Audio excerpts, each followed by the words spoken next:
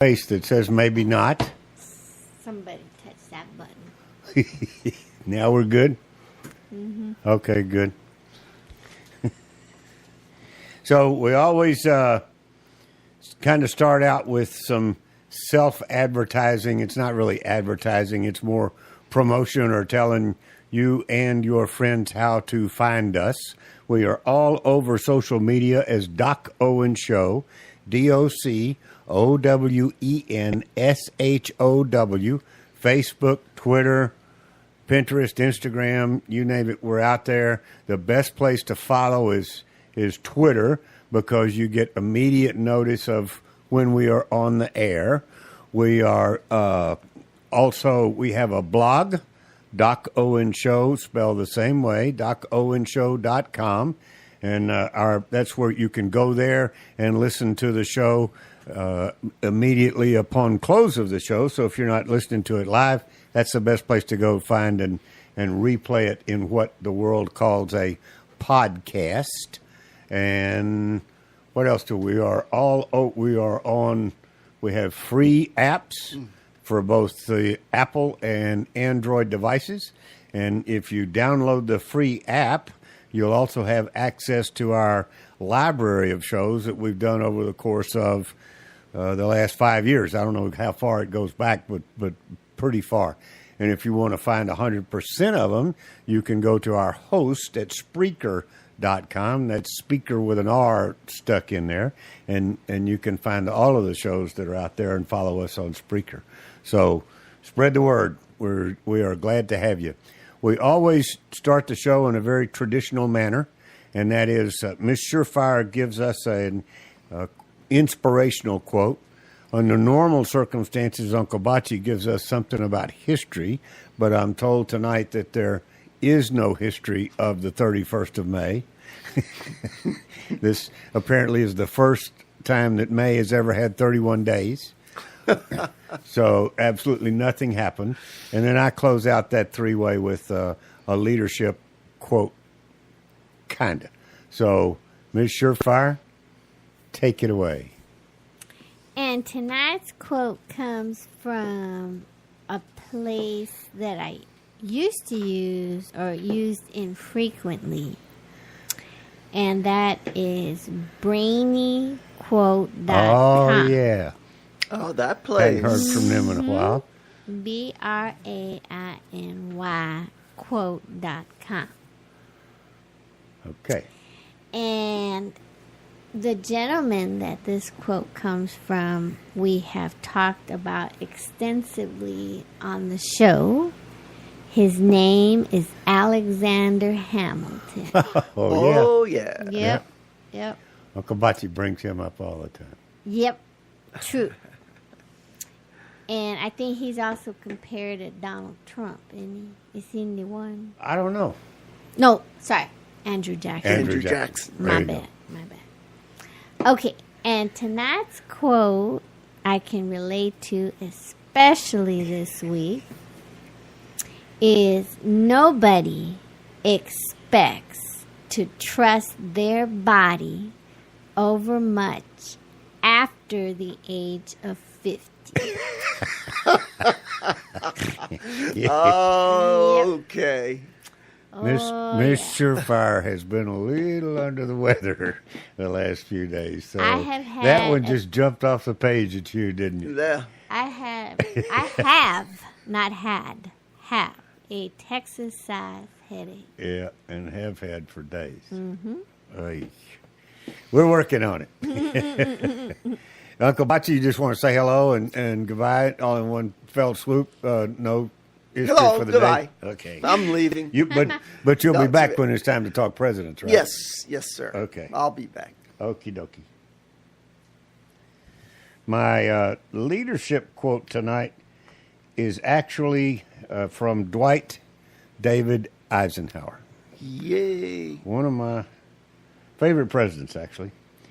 In the swift rush of great events, we find ourselves groping to know the full sense and meaning of these times in which we live. In our quest of understanding, we beseech God's guidance. Good for him. That's good. So we think lest we think we're the only ones Yeah. that ever had to struggle with things going on around us and how to understand it. Mr. Eisenhower, that was from back in the 50s. So Yes. our quandary is nothing new. The name of tonight's show is actually Music on a Mission with Dave Bray, USA. And we don't have the pleasure, we've not been able to sync up with Mr. Bray, who is really on a fast pace because of the release of his new album, which we mentioned last week, that was introduced on iTunes at number 6. It came out in the top 10 at number 6, which is pretty cool. But we do have some cuts from the album that we're going to play, and I think you will enjoy it. It is what Dave calls a storyteller album, so it's a little bit different from your basic just album full of music. So I think you'll enjoy what he has to say. And then we're going to talk a little bit about the Civil War that's going on. Nothing big. Uncle Bocce, Okay. before we dive into that, you want to tell us how they were trying to clean up after the Civil War that most people remember? Yeah. Okay. Yeah. Okay. Back to Ulysses S. Grant. That wasn't his real name, you know. Yeah, I told you that last week. Oh, that's where Or I did heard you it. tell me? No, you told me. Oh, okay. And everybody else that listened. Right. Okay. Okay. So during his tenure, the most significant issue, of course, was the post-war social and economic policies. Yep. And they were the major campaign issues because everybody was worried about getting the South back on its feet. Okay, so what I'm going to do is just very quickly go through a list of things that happened during Grant's presidency. First of all, the Transcontinental Railroad was completed in 1869. Man, it's my understanding that went all the way across the country. It did. Okay. It did. The Union Pacific and the Central Pacific Railroads connected in Utah. Yeah. Okay. And unlike the cartoon that goes around, the rails actually matched when they arrived at that point. There you go. Okay. Right, they did. And in 1869, there was also something called, we know Black Friday today meaning something different, but back then, Black Friday was a financial panic because the two railroad entrepreneurs, they wanted to corner the gold market. So, you know, they were into the sale of more government gold, Right. which ended up, and Grant, he did it, but it ended up one of the first scandals or of several scandals take place during the Grant years because it caused the panic, the sale of gold. Selling gold caused the panic. It's the government selling gold. Okay. Yes. Was it on sale? I mean, was it a bargain or? No, I don't think it was. It was $4 million at the time, whatever that was. Okay. But it was a financial panic, which began in New York City, and the price of gold eventually did crash and caused financial ruin for many speculators. So it had a bad effect, and that's one of the not so good things for. It wasn't his fault, but he was led into. What was it. the intent? I mean, let's dwell on this for a minute. What was the intent of selling the gold? Was to pay the war debt? No, the intent was to satisfy these two entrepreneurs who had ownership of both of those railroads. They pressured him. They pressured him to do that because they wanted to make some money. The heck with everybody else. Everybody else, gold crashed after that happened, and so there you go. Wow. And it did cause a depression. Two guys. Mm-hmm. Okay. So that was called Black Friday. There was an attempt to annex Santo Domingo, but that was backed down. The Senate defeated it. Okay. So we didn't get Santo Domingo, which I believe is the capital of of the Dominican Republic. Okay. Okay. And Grant vetoed. Oh, here's an important thing. The Brooklyn Bridge We talked about that started. last week. Yeah, they started to build the Brooklyn Bridge. It took them 13 years. Just like it took them 13 years to build the new Liberty Tower, right? And the Empire State Building was completed in 1 year. Anyway. Government private versus private enterprise. I guess. It's a 13-to-1 ratio. Yeah. Grant had a lot of vetoes. One of them was a private relief bill that he vetoed during his 2 terms. Virginia became readmitted on the 26th of January in 1870. Readmitted after they seceded. Yeah, after they actually have to be readmitted after they complete what the Reconstruction rules were. Okay. Having a new constitution and all that kind of stuff. Okay. Okay. Yeah. The United States Weather Bureau was established. Mississippi and Texas were readmitted in March of 1870. So since 1870, we've been struggling to get the weather forecast correct. I guess. Okay. I guess. Just wanted Get to it know. right. And then, of course, on the 30th of March in 1870, the 15th Amendment was ratified. Okay. And it stipulated that no state shall deprive any citizen of the right to vote because of race, color, or previous condition of servitude. Okay. That's what the 15th Amendment. And during the Reconstruction, black men, they voted very, very frequently. They were really into their right to vote. So Wait. What do you mean they voted frequently?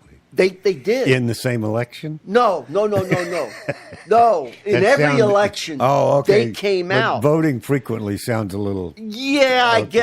I guess you're right, but Like every chance they had. To yeah. be given the right. Sorry, can't connect that to today. Okay. But there was a lot of pushback from many whites to try to disenfranchise the blacks. Well, sure. Okay, Sure. And as that goes on, We're living with that. an army in Vermont called the Fenian Army decided that it wanted to attack Canada because they felt they wanted to damage the Anglo-United States relation. So they attacked Canada. They were driven back, and there was a treaty. Okay, now. All 6 of them. Okay. Now, voting rights and the KKK. Congress actually makes it a federal crime to deprive anyone of his civil political rights by interfering with the right to vote. And of course, this was directed primarily at the KKK. Sure. But the KKK continued to go on to do all of its bad things and to harass people and cause terror. Okay, in the African American, they wanted them not to be able to vote. So these are things that were going on during Ulysses S. Grant's That's correct. presidency. That's correct. Well, where was Yeah. he on all this? See, Ulysses was a very loyal kind of person. He was timid in the sense that once he appointed somebody, regardless of whether they were doing a good or a bad job, Right. he was still loyal to them and supported them. Okay. So, that's just the kind of man that he was. So a lot of this stuff, that's why a lot of the scandals happened, because he refused to throw these people out of office. Okay. Okay? And this was an interesting one. The creation of the Department of Justice. We know we had an attorney general, but it never dawned on me that we didn't have a Department of Justice. So they created the Department of Justice, and I'm not even sure. Today, the Department of Justice is headed by the attorney general, isn't it? Yes. Yeah. So it's really the cabinet position is no longer the attorney general. The cabinet position is the Department of Justice. That includes the attorney general. That's today? the way it is today. You're sure? Yeah. Okay. Because well, the with attorney, all the this attorney, stuff that's, the attorney general is the Department of Justice. well, yes. I mean, he's Yeah. the cabinet member Yeah. representing the Department of Justice. Right. Absolutamente. So what you're saying, back in the day, Mm-hmm. there was no department. This attorney general just had a staff, Yeah, that was it. and it became so big they Yeah. started to call it a department. That's Actually, they probably called it a department so they could get some budget and grow it, grow the staff. Possibly, yeah. Right. So, okay. Okay, and the first Civil Service Commission was created. Now, back to the Ku Klux Klan again. The third of the enforcement, there were 3 enforcement acts around the Ku Klux Klan. This was the third one. Folks, don't let it bother you that he just held up 4 fingers. 3. Oh, okay, go ahead. Wait, you can't count. Okay, so that was passed to enforce the 14th Amendment in the South. And other legislation to fight the Klan, to ensure the fairness of our elections. Did the Klan come about after the Civil War? It came about after, yes, Okay. after the Civil During War. Reconstruction. That's correct. And At the beginning. Yeah, because they were against Reconstruction, They were against blacks having votes. which Which thing. is the same thing. Right. Yeah. Okay. Okay. Let's see, a couple more things. Oh, and they were you ever- Democrats.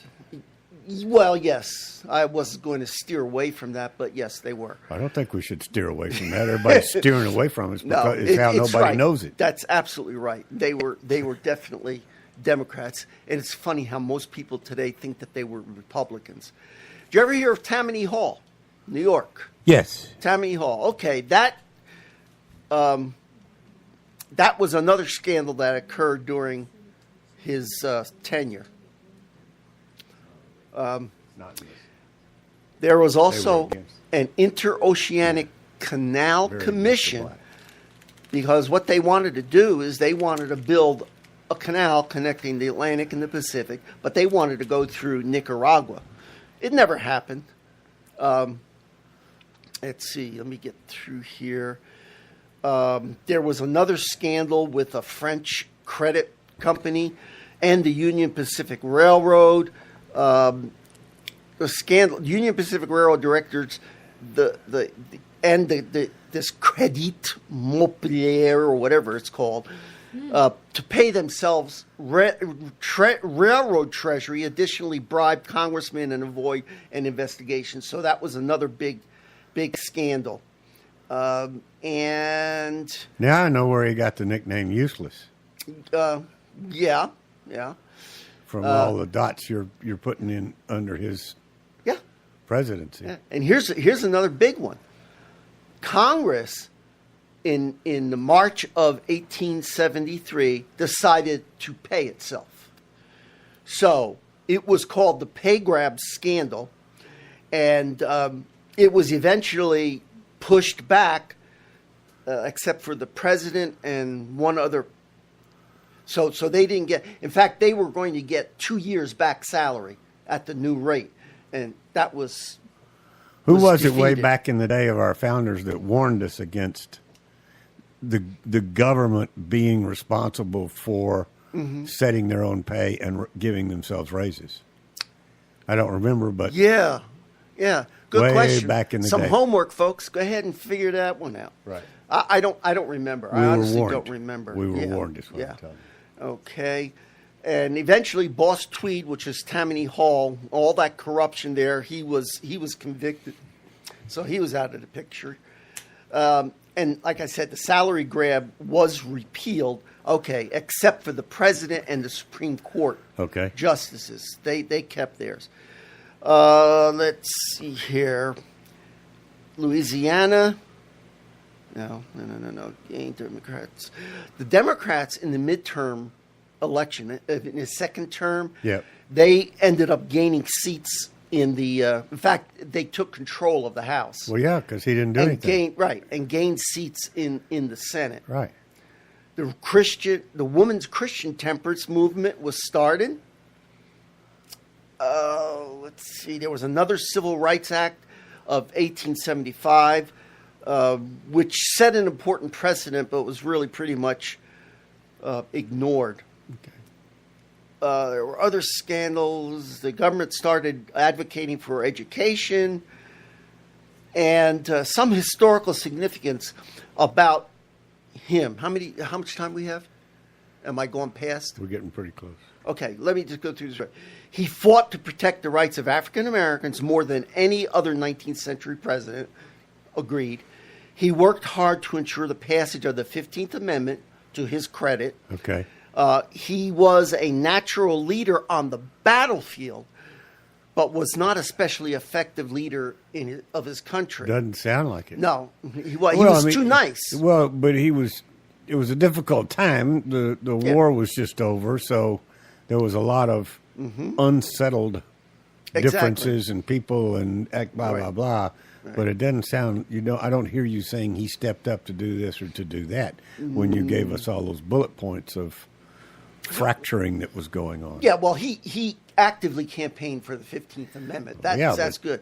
And he also actively backed Native American policy, civil service reform, and the African American rights. And he took those very seriously. So he kind of took the high road trying to bring the country back together. Mm-hmm. Okay. Yeah. Right. He did manage in his foreign policy to improve Anglo-American relations. Okay. Let's see here. I'm going to finish this with one quote. Okay. That kind of puts it into perspective. Okay. He said, "I suffer the mortification of seeing myself attacked right and left." Sound like today? Yeah. Yeah, right and left by people at home professing patriotism and love of country who never heard the whistle of a hostile bullet. I pity them, and the nation depended on such for its existence. I am thankful, however, that though such people make a great noise, the masses are not like them. Kind of fits to today. Spoken like a true military man. Yeah, exactly. Exactly. Okay. And there are writings. He did at the end of his life, he wrote his personal memoirs. There's 2 volumes of them, and other things. So yeah, he was a good man. He was too loyal to his people, to the point of being, wrong? Well, his military, if I may, his military training taught him that he gathered them together, gave them their orders, and then expected them to carry them out. Exactly. Basically, he was an excellent general. Well, but that's not how it works in politics or in real life. Right. You must inspect what you expect. Right. In other words, you can't just give people generally marching orders and expect them to go take the mountain and you go do something else. It takes constant adjustments and interaction. Exactly. He did at one point apologize for not being up on his political stuff. He was humble and he admitted that, had he known politics, he would have been a better president. So. Yeah, it's a challenge. That's it. Good job. Who are you? I am. Thanks for stopping by, but who are you? I just came in off the street. I am Uncle Bocce, UNCLEBACI at DocOwenShow.com. There you go. That's where you can get me. Thank you. Thank you. So, before we dive into our discussion of the current Civil War, let's take a moment and visit with Dave Bray in a sense. Yes. Dave is an old friend, or he's a friend of ours, a friend of the show, and we've known him for 3 or 4 years. A good man since he kind of started into this, and he's gone off on his own. If you missed last week's show, or any of our shows, actually, we've had Dave on and about quite a bit, and he has introduced his own album. He produced it. He put it together. He pulled it off. He is not on a label. He is an independent producer and put this together. And it is really, really turning heads in the music industry. because it's quite unique. It is what he calls a storyteller album. So the first two cuts off of the album is what you're going to hear, followed by another cut. So just think of these cuts as songs. In other words, they're 3 to 3.5 minutes long, like a song would be, et cetera, et cetera. And the title of the new album is Music on a Mission. Okay? And the very first cut is called Patriotism and Respect. So we will now play for you Patriotism and Respect with Dave Bray, USA. Boom. Welcome to Music on a Mission. My name is Dave Bray, USA. I'm a United States Navy veteran, a singer and a songwriter, a husband and a father, and I consider myself a proud patriot of the greatest nation on the planet Earth. Music on a Mission is actually an audiobook, accompanied by my original music and a few takes on some timeless classics that I'm sure you'll know and learn to love. With this storyteller album, my intention is to give you, the listener, an inside look at how and why I wrote this collection of songs, and to give you that same intimacy that you would only get by seeing a live performance from an artist. I'd like to be the first to say thank you for purchasing my debut storyteller album, and while I'm here, I might as well tell you a little bit about my mission, why I put the songs and words together, and what I hope this album as a whole can do for people like you who care deeply about this nation, our freedom, and the next generation. So, Music on a Mission, what is it all about? First off, it's about respect. You simply cannot have patriotism within your country without respect. It is a learned behavior, and we are absolutely failing to teach respect to our children. In my opinion, and by the actions of so many so-called citizens in this country, the virtue of respect for anything, be it life, love, liberty, or one another as human beings, is all but gone. Unfortunately, respect has very quickly been sucked into the endless void of the internet, social media, and our newly found digital existence within our cell phones. But Music on a Mission is also about patriotism, learning what it means to be a patriot, and understanding that the job of teaching patriotism along with respect to the next generation falls upon each and every one of us. The idea of standing up for your country, your flag, and the men and women who serve to protect this great nation, her people, and their freedom is not a new one. For as long as I can remember, in our schools and in the house I was raised, it was commonplace to look upon our military, our police, our firefighters, our first responders, and our men and women in uniform as heroes. My mother was from England, and she would have to earn her citizenship in this country. Between her and my father, my brother and I were taught that our flag and the nation for which it stands was to be respected, celebrated, and revered. We stood up for it. We saluted or covered our hearts for it, and you better believe we pledged our undying allegiance to it, without question, every day, and without fail. What many people don't know or may have forgotten is that the people who wear a uniform swear an oath to it. That oath is for life. And for all of those heroes who have given their lives to uphold that oath, this album is for you. As a veteran, this is my continuation of service. As a patriot, I dedicate this album to all of those who have worn the cloth of this great nation. As a citizen, I pray that you will join me in honoring the men and women of service, both past and present, and respect the flag that they selflessly defended while wearing that uniform. Music on a Mission is all about being a God-fearing, freedom-loving, flag-waving patriot. It's about standing up for what's right. So let's get back to teaching some respect, and patriotism will follow. Thank you, Mr. Bray. That was excellent. It's exactly the stand-up guy that I know that you are and that I always enjoy having conversations with. The next cut off of the album is called Without God, There Is No Country. It's another piece of the story. And then we'll finish out the threesome with one of Dave's better renditions of God Bless America. So, for now, we're going to hear Without God, There Is No Country. Okay? Go. God Bless America.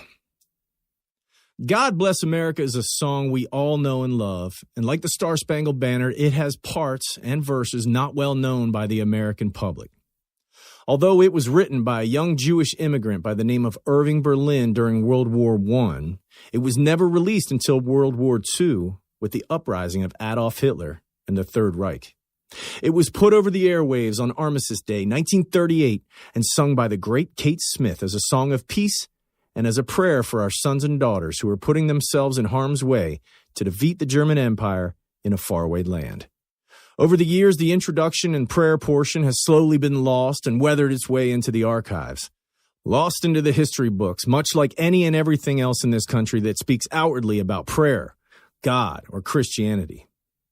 Now, I'm going to tell you this with a level of absolute certainty that some of you politically correct type folks might not want to hear. But it is my firm belief that without God, there is no country. It seems that since the removal of God from our schools, our courthouses, our public facilities, and not surprisingly from our homes and hearts, that things have taken a very scary turn for this country. Today, we fight a different kind of war. It's based on the foundation of fear, the devil's favorite tool. It is passive and prescribed drug abuse. It's protests turning violent. It's school shootings and cop assassinations. It's trucks driving through crowds and exploding rice cooker bombs. But aside from these terroristic distractions, there is yet a bigger war that we are losing at a much faster and scarier rate. It is the war for the minds of our children. It is happening in our homes and coming from our televisions. It's in our schools and being slid into the curriculum, and on damn near every street corner, it is being shoved down their throats. The attack is perverse. It's physical, mental, pharmaceutical, and worst of all, it's digital. It's passive, it's violent, it's commercial, it's social, and yes, it's contagious. It's participation trophies and belly rubs. It's video games and tech addiction.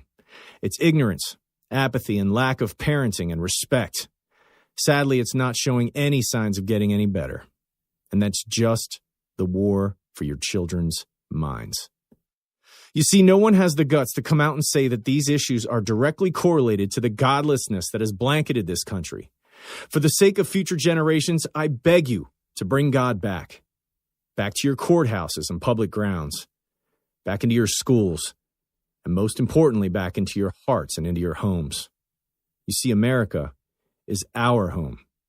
And I think it's time that we brought the prayer back. This is God Bless America.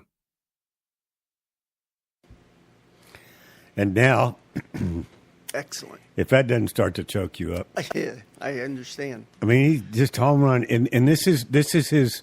I understand these are cuts.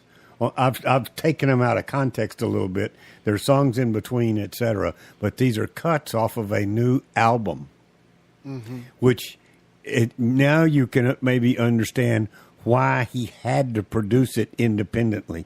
Yeah. Because as Dave told me years ago when I first met him and was talking to him about record labels and backing and this sort of stuff, and he explained to me in no uncertain terms the music industry, how it worked, and the fact that they would never be able to get their message out as a part of the music industry. You know, they might have been put under contract so they couldn't do anything else, and then put into the back of the theater and never been allowed to perform, or their music never would have been put on a label, it's on a CD, et cetera, et cetera. So that's why he had to do what he did, Emma. That kind of reminds me, but in a weird way, like what happened to Roseanne, how her show was canceled. Oh yeah. Not in a weird way, but absolutely. You And know, then the other they didn't know what they were turning loose. I mean, she messed up a little bit with her tweets. She gave them a cause. That's just Roseanne. But yeah, they should have known it when they hired her. But that's why Dave has done the Storyteller album.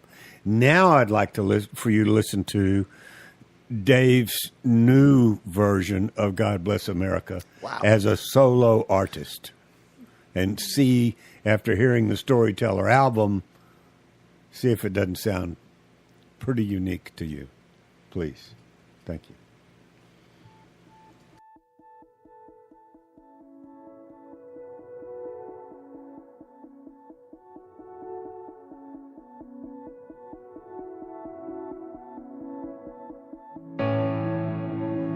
Home, home, sweet home. This land I love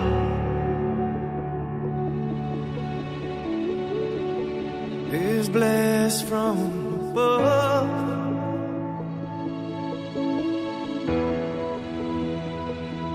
So while the storm clouds gather far across the sea, let us all be grateful for our land that's still free. Let us all swear allegiance to our land that's so fair, as we raise up our voices to the air in this solemn prayer.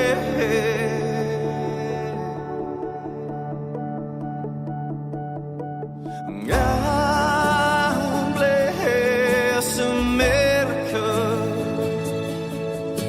this land that I love. Stand beside her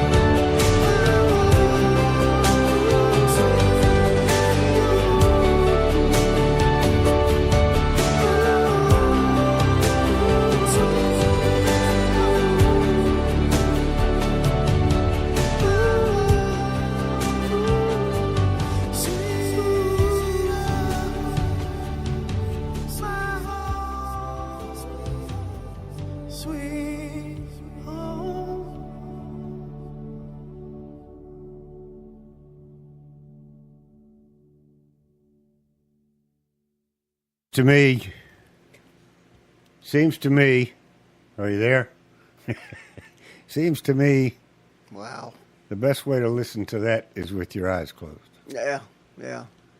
So, That's just to keep the tears back. yeah. we will Great job. we will bring other cuts Good. from the new album to you as time goes on. But for now, hopefully that'll give you a taste. Yeah. Spread the word. Great job, Dave. Music on a Mission, iTunes Store, Dave Bray USA. And, go out there, find it. Greatly appreciate the support of purchasing the album. I think on iTunes, or at least the pre-purchase price was $10. I don't know how much it is now that it's come out, but it was just $9.99. And what if you listen to the storyteller part lead up to the music? I think that this article that a listener to the show, an old friend of the show, sent to me should ring some bells for you. The title of the article is, "Are Democrats Fighting a Civil War?" Aha. And Linda, thank you for the article. It's written by a fellow by the name of Daniel Greenfield. You can find the entire article on a website called Sultan Knish,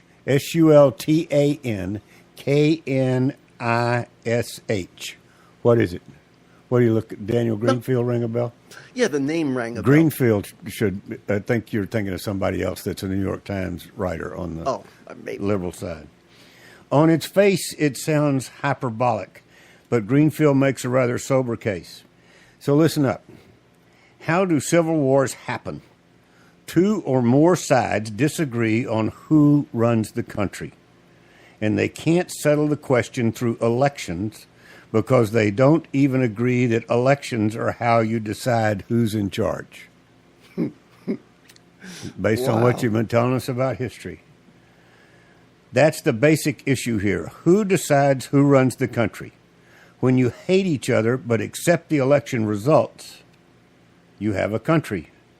When you stop accepting election results, That's right. you have a countdown to civil war. The Mueller investigation is about removing President Trump from office and overturning the results of an election. We all know that, but it's not the first time they've done this. The first time a Republican president was elected this century, they said he didn't really win. The Supreme Court gave him the election. There's a pattern here. There is. What do sure odds of the rejecting the Republican president really mean? It means they don't accept the results of any election that they don't win. It means they don't believe that transfers of power in this country are determined by elections.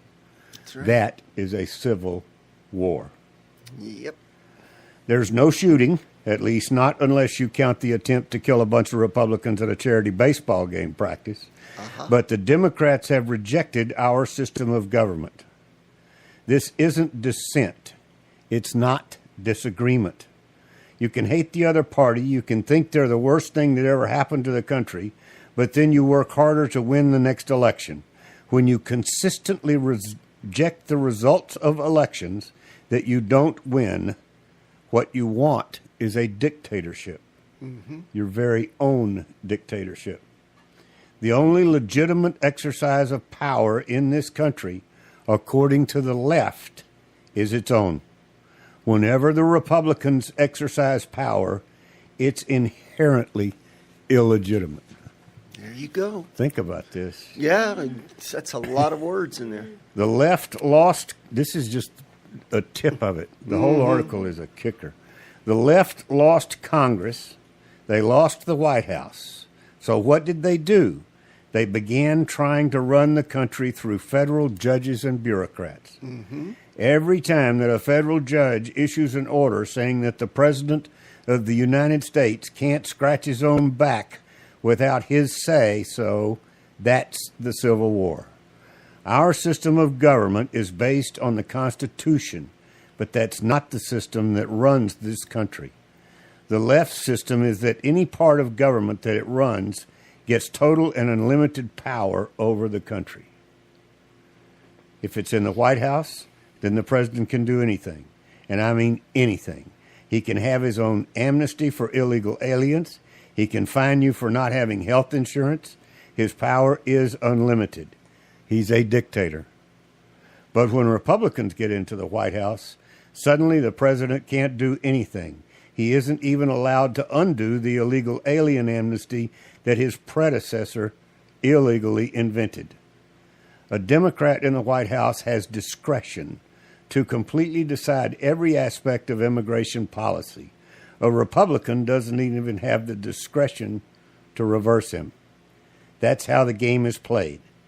That's how our country is run. When a Democrat's in the White House, states aren't even allowed to enforce immigration law. But when a Republican is in the White House, states can create their own immigration laws. The Constitution has something to say about that. Whether it's federal or state, executive, legislative, or judiciary, the left moves power around to run the country. If it controls an institution, then that institution is suddenly the supreme power in the land. Mm-hmm. This is what I call a moving dictatorship.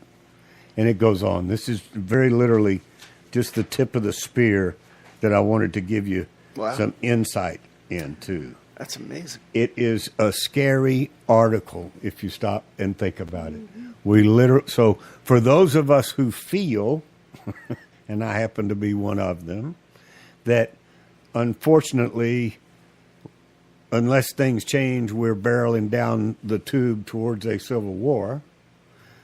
This guy has expressed why I feel that way. Mm-hmm. Because without the trappings of guns and whatever else is available today, but, without the visual of a civil war being fought with muskets and guns and bayonets and all of that kind of jazz, we're literally in a civil war. I mean, when you refuse, his definition is correct. When you have refused to accept an election, that's not civil disobedience. Nope. And that, if you'll recall, and I hope the audience will recall, that's exactly the reason we went down the path of analyzing and reviewing every presidency from George Washington on out, was to see the level of dissent against that president. Because I thought the level of dissent against Donald Trump was way over the top. Mm-hmm. Apparently, I'm not the only one who thinks that way. Right. and what our friend Dave Bray is trying to tell us is this is how we get back to where we need to be. It's called respect. Mm-hmm. We respect the results of the elections. We may not like them. I've had plenty of people that I reported to that I didn't like worth a diddly. But for some reason, I respected what they were trying to get me to do. Mm-hmm. Okay? I may not have understood how they're doing it or why, but still I had some respect. Mm-hmm. And that's this author, this Dave Greenfield, is telling us what he's observing. In that we have lost that. This moving dictatorship he refers to is absolutely true. The three-letter acronyms, the government agencies and bureaucrats that are still infested with Obama appointees are out of control. They're out of Trump's control, and they're attacking everything from the election out, from Donald Trump down. You know what I'm saying? Yes. They've not lightened up one iota. As a matter of fact, they've sort of ramped it up because of the election. And that's something I had never witnessed in my 50 years of observing elections. Mm-hmm. I'd seen people unhappy with the results for a few weeks. Mm-hmm. Month maybe. and it's over. We all go back to work, sort of gripe and complain about the guy that got Yeah, I was voted gonna in. say, we just can't make fun of him. Yeah.